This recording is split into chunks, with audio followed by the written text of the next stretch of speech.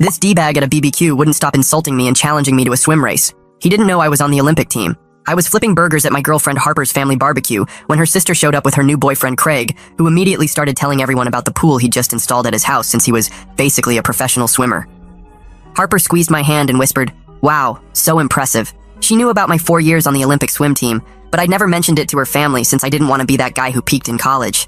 Craig cornered me at the grill, beer in hand, and started going on about his swimming prowess. "I actually had to get kicked out of the club pool last month," he said loudly enough for everyone to hear. "The other swimmers complained to management that I was making them uncomfortable because I was so much faster. I mean, when you're lapping everyone twice, it gets embarrassing for them, you know?" He looked at me expectantly like I should be impressed. I nodded politely and kept flipping burgers while Harper rolled her eyes beside me. Craig looked me up and down, taking in my dad bod that had replaced my swimmer's build after 5 years of retirement. "You ever swim, Dylan? No offense, but you don't really have the body for it. I mean, look at these shoulders," he said, rotating his arms to show off. "Swimming is all about the wingspan and the core. You've got more of a softball build." He laughed at his own joke while I just smiled and shrugged. Harper's sister tried to change the subject, but Craig was just getting started. "It's not your fault, man.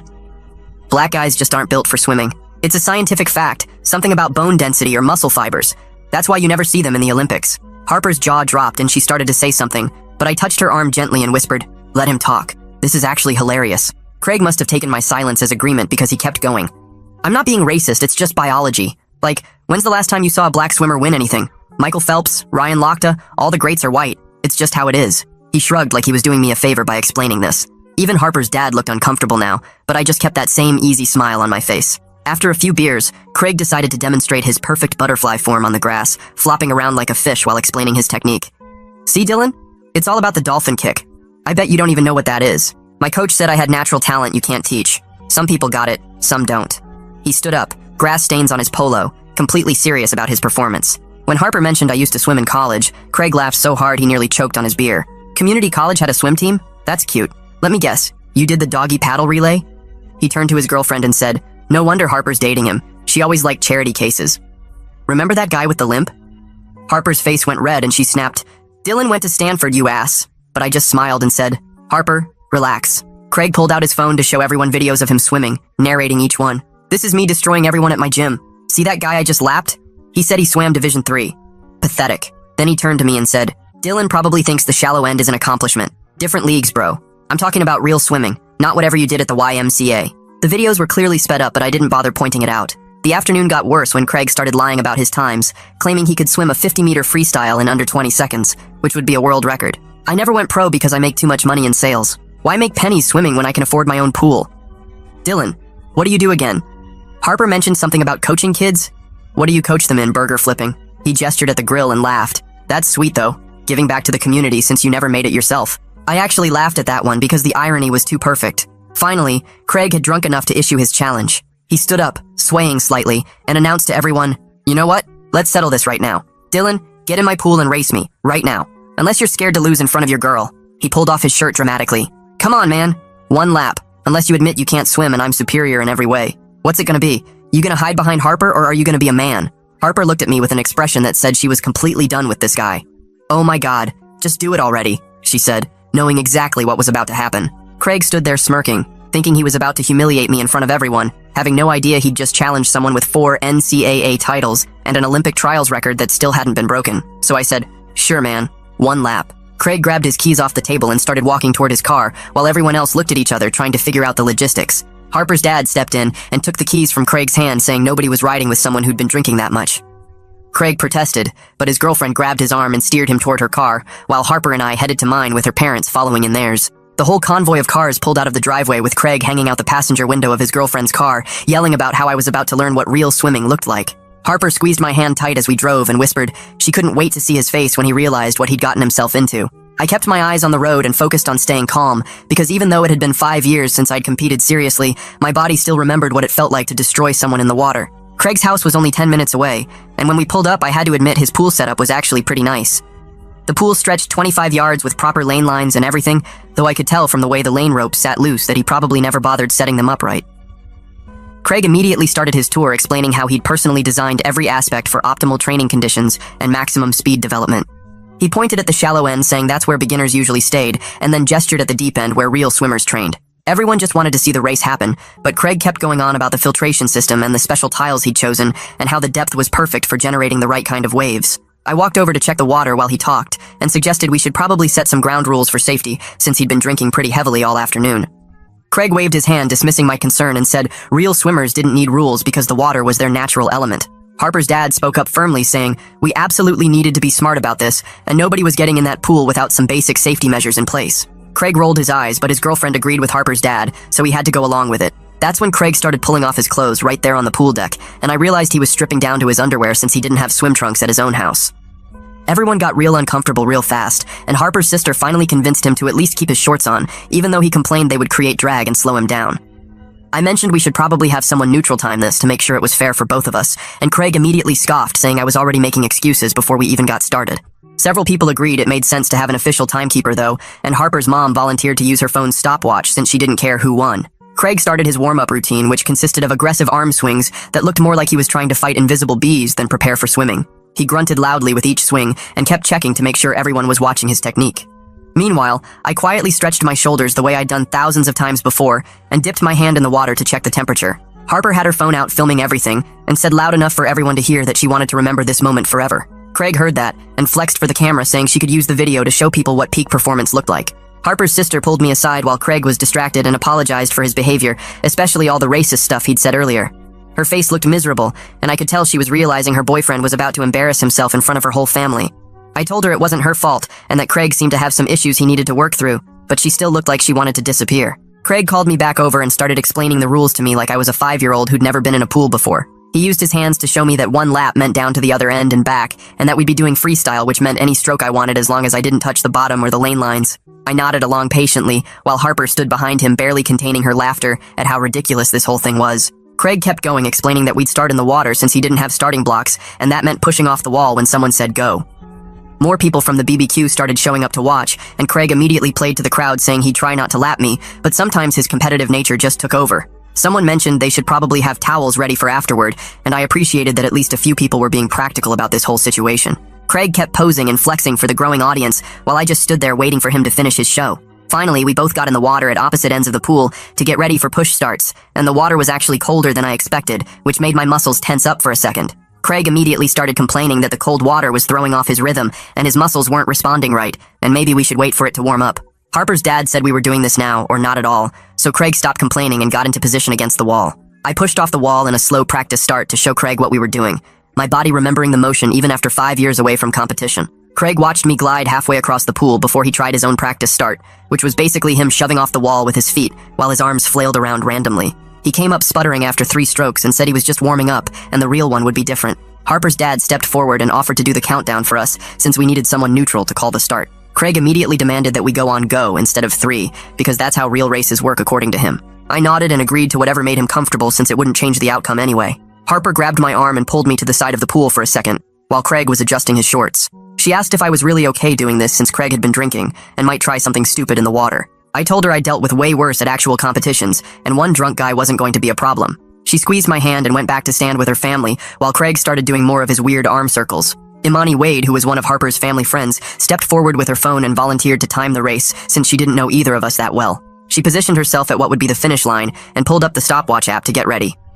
Craig started arguing that we should do 50 yards, which meant down and back, but he nearly tripped just walking along the pool edge. Harper's dad and a few others immediately said 25 yards one way was enough given Craig's condition and the fact that his pool didn't have proper walls for turns. Craig grumbled about it giving me an advantage, but eventually agreed when his girlfriend told him to stop being difficult. That's when we heard someone calling from the fence, and this older guy named Ed Gilmore, who lived next door, came over asking what all the noise was about.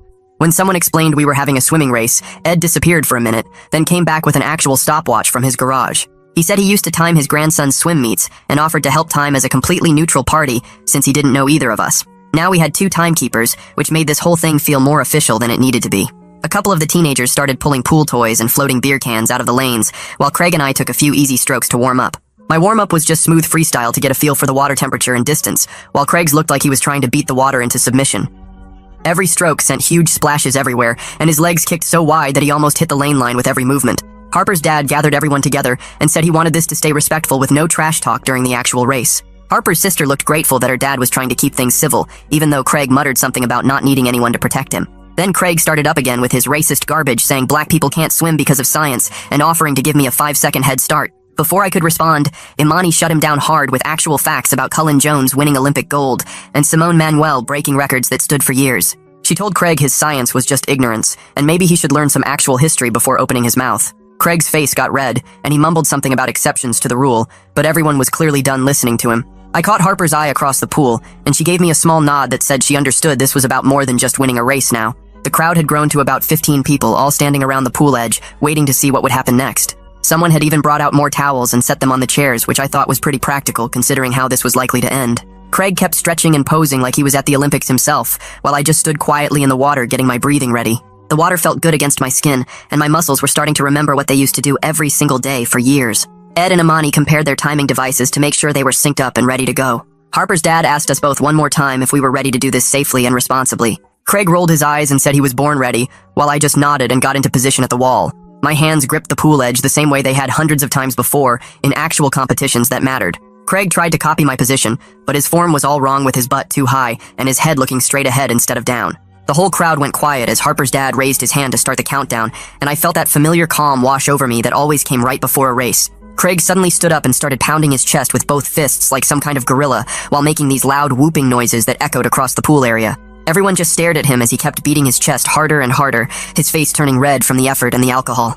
Harper's mom covered her mouth with her hand, and I heard one of the cousins whisper something about calling an Uber for him later. Craig finished his display by throwing his arms up and letting out this primal scream that made the neighbor's dog start barking from 2 houses over. He stumbled slightly as he got back into position at the pool edge, still breathing heavy from his performance. Harper's dad cleared his throat and raised his hand again to start the countdown, speaking clearly and slowly so there would be no confusion. "On your marks," he said, and we both gripped the pool edge with our fingers curled under the lip. "Get set," he continued, and I coiled my muscles like a spring while Craig just kind of crouched awkwardly.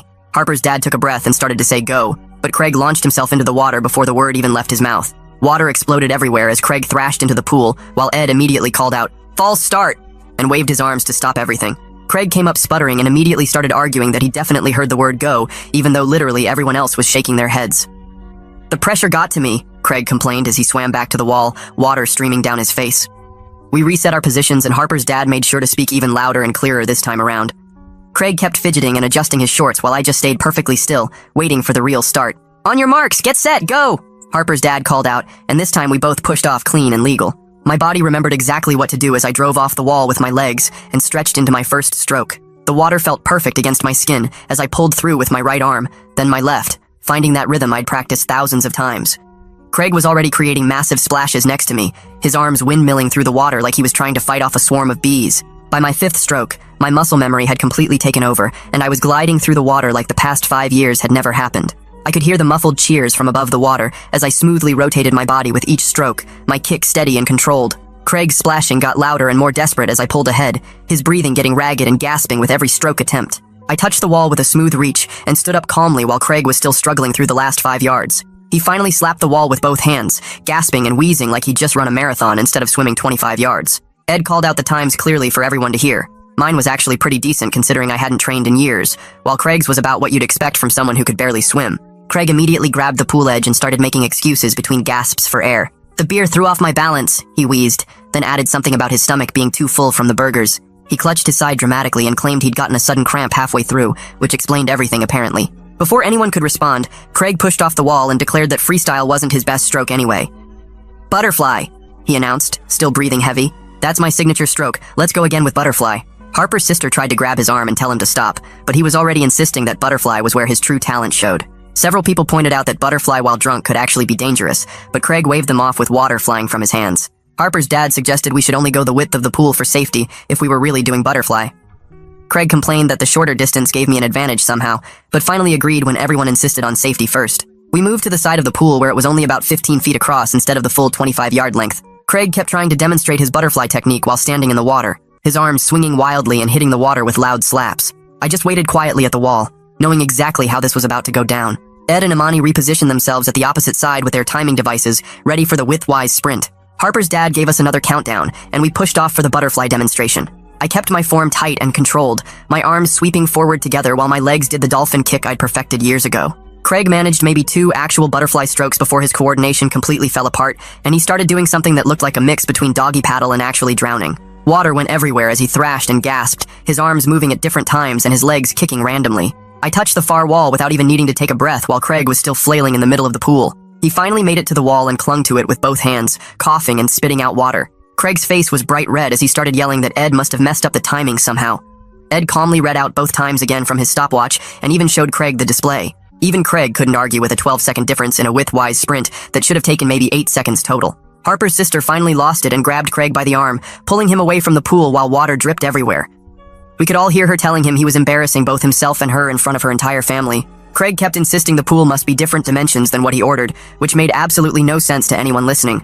He tried to pull away from her to measure the pool, but she kept dragging him toward the chairs. Harper came over to me as I climbed out of the pool and grabbed the towel someone handed me. She whispered quickly that I shouldn't say anything about my Olympic background yet, because she wanted Craig to stew in his loss without having that excuse. I nodded and walked back over to where we'd left the grill area earlier, grabbing a cold beer from the cooler. Everyone else stayed by the pool discussing what had just happened, their voices carrying across the yard as Craig continued his complaints about pool dimensions and false starts. Craig stumbled back over to where I stood drying off with the towel, his face still red from both the exertion and embarrassment. He cleared his throat and said, "I swam pretty good for someone who never competed," which made everyone within earshot stop talking. I set down my beer and looked him straight in the eye. I told him calmly that his comments about black swimmers were racist and completely wrong. The whole group went dead quiet as I kept my voice steady and explained that claiming black people can't swim because of biology is ignorant.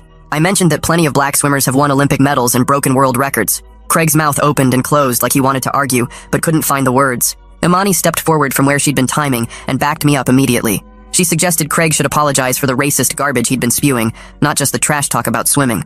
Harper's dad moved closer and crossed his arms, his voice firm when he said there wouldn't be any more comments like that at his house. He made it crystal clear to everyone that racism wasn't welcome here. Period. Craig looked around for support, but found none, even his girlfriend turning away from him. Someone turned the music back on to break the tension, and people started drifting away from the pool area. Groups reformed around the food tables and grill, conversations resuming at lower volumes. I walked back to the grill and picked up the spatula, flipping the burgers that had been sitting there untouched. People kept coming up to me one by one, quietly saying they were impressed with my swimming and how I'd handled everything. A couple of Harper's cousins mentioned they had no idea I could swim like that. Her aunt patted my shoulder and whispered that Craig had it coming. I just nodded and thanked them, focusing on getting the food ready since people were getting hungry. Harper found me at the grill, and we had a quiet moment away from everyone else. She said she was proud of how I'd handled everything without stooping to his level or getting aggressive. I could have humiliated him way worse, but chose not to, and she appreciated that. We talked briefly about my swimming background, and agreed I might tell her family about it eventually. Tonight definitely wasn't the right time for that conversation, though. Ed came over while I was plating burgers and thanked me for keeping things safe in the pool. He mentioned he actually runs a small swimming clinic for neighborhood kids on Saturday mornings. He'd clearly recognized my technique and suggested I might want to help out sometime if I was interested. I told him I'd think about it, genuinely considering the idea of teaching kids who actually wanted to learn. He gave me his number and said no pressure, just thought I might enjoy it. Meanwhile, Imani was checking on Harper's sister to make sure she had a safe way home. Craig was obviously way too drunk to drive anywhere, and his girlfriend looked mortified by the whole situation. They worked out a plan where Harper's dad would drive them both home later. Craig's car would stay in the driveway overnight, and he could get it tomorrow when he sobered up. Harper's sister kept apologizing to people for bringing him, clearly embarrassed by his behavior. About 20 minutes later, Craig came back over to where I was serving food. He'd sobered up slightly from the swim and his girlfriend's anger, though he still swayed a bit. He mumbled something about getting carried away and said he was sorry if he'd been a jerk. I accepted his apology without making a big deal about it, just nodding and handing him a burger. We both knew he didn't really understand why what he'd said was wrong, but at least he tried. His girlfriend grabbed his arm and pulled him away before he could say anything else stupid. Later in the evening, some kids from the neighborhood who'd seen the race came over asking questions. They wanted to know about swimming techniques and how to go faster in the water. I gave them a few casual pointers about keeping their heads down and breathing to the side. I showed them how to cup their hands properly and explained about kicking from the hips, not the knees. They practiced the motions on the grass, and I corrected their form gently without mentioning my competitive background. One kid asked if I'd teach them sometime, and I said maybe, thinking about Ed's clinic. The party wound down as the sun started setting and people began heading home. Craig and Harper's sister left with Harper's dad driving. Craig slumped in the back seat looking miserable. Harper and I stayed to help clean up, collecting plates and cups while her mom packed up leftover food. Everyone kept bringing up the race, shaking their heads at Craig's behavior and complimenting my composure. Harper's mom hugged me and said I was welcome anytime, which meant a lot. The next morning, I woke up to a text from Ed about his swimming clinic. He sent details about the program he runs for kids who can't afford regular swim lessons. It meets every Saturday at the community center pool from 9 to 11. He said I could just stop by one session to check it out, no commitment necessary. I texted back that I'd come by next Saturday to see what it was about. Teaching kids who actually wanted to learn seemed like it might be rewarding. Later that afternoon, Harper's dad sent me a message that surprised me. He thanked me for handling Craig with class and not escalating the situation when I easily could have. He said he was always impressed by people who didn't need to brag about their abilities. He mentioned that Harper seemed happy with me, and that meant something to him. We ended up texting back and forth about swimming and sports in general, developing a better rapport than we'd had before. 3 days later, Harper's sister sent me a long text while I was at work, saying she and Craig were taking some space after what happened at the BBQ. She explained that seeing him act that way opened her eyes to other stuff she'd been ignoring, and they needed to figure things out.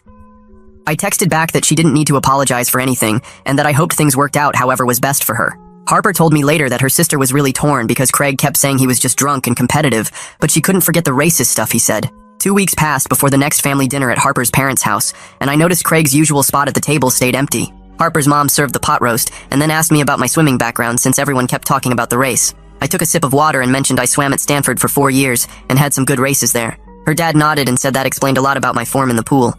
I left it at that and changed the subject to Harper's new project at work. The whole family seemed satisfied with that simple answer, and nobody pushed for more details, which I appreciated. That same week, I found myself driving past the community center and decided to stop in and check out their pool hours. The chlorine smell hit me as soon as I walked through the doors, and something about it made me smile. I signed up for a monthly pass right there and started going 3 mornings a week before work. The first time back in the water felt strange after 5 years away, but my body remembered the motions. I wasn't trying to hit any times or train for anything specific, just moving through the water at whatever pace felt good. Other early morning swimmers would nod hello, and we'd share lanes without any drama or competition.